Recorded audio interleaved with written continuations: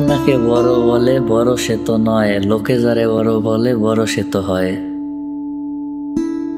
ভবিষ্যৎ নিয়ে যেহেতু আমি প্রবাস জীবনে আসছি, আর এই কারণেই হোক, যেহেতু যেভাবেই হোক কোনো না কোনো ভাবে যে কোনো একটা পরিস্থিতিতে পড়া এই দেশে যেহেতু এসে উঠছি, তো আশা আছে যে কর্ম করি, কর্ম করার পরে নিজের ছোট ভাই বোন আছে ওদের মানে প্রতিষ্ঠিত করে দিই।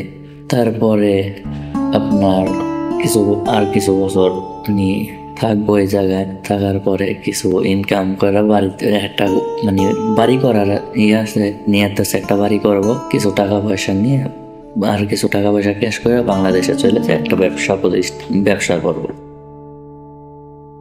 শক্তি রেখে যারা চলে তারা কখনো হারে না, ব্যর্থতা একটা পরীক্ষা মাত্র।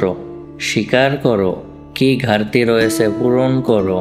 যতক্ষণ না সফল হও শান্তির ঘুম ত্যাগ করো, লড়াই করো।